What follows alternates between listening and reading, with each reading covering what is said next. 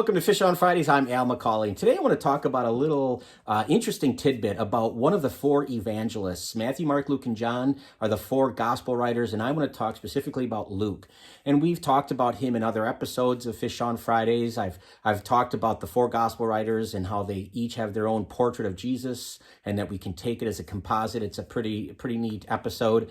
I also mentioned that in a different episode about Our Lady of Perpetual Help, that Luke, a very smart guy, wrote and spoke in Greek, wrote the Gospel of Luke and Acts of the Apostles. He was considered to be a physician, and he was also considered to be an artist. And it's said in tradition that he is the first person to draw an image of Mary holding the Christ child. And a lot of people believe that was the basis for the icon and the devotion to Our Lady of Perpetual Help. But there's something else that's more fascinating that we might even talk about in our day-to-day existence with St. Luke, and I want to talk about that. So let me back up a bit and say this.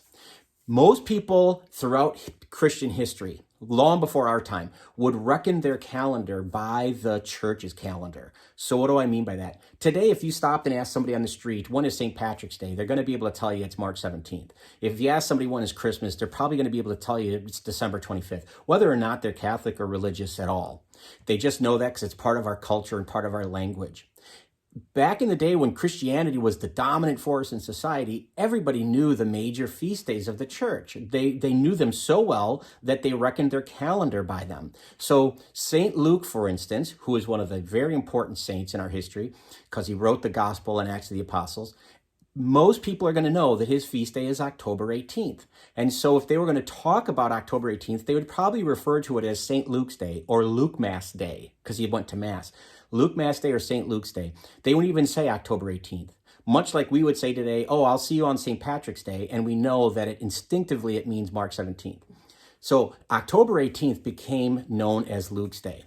Now, we have to understand also that these people were in an agrarian or an agricultural society, and so the weather was very important. They needed to know what the weather was going to be like, and they talked about the weather a lot because their crops and their livelihoods depended on it. And so they would talk about weather sometimes, and they would say, October 18th is really not hot like it was in the summer, and it's not yet to winter, so it's not cold like the winter time. So if people would talk about the weather as being kind of tepid, kind of in the middle, they would say it's weather like Luke's Day, like Luke Mass Day, like the weather on St. Luke's Day. And so it's from that tradition of connecting the type of weather to the feast day of St. Luke on October 18th that we get the phrase lukewarm. So there you have it. Lukewarm, an English word that we all take for granted and might not know the origin of it, but it has its basis in our great Catholic heritage and tradition. Just one more way we should be very proud of our faith.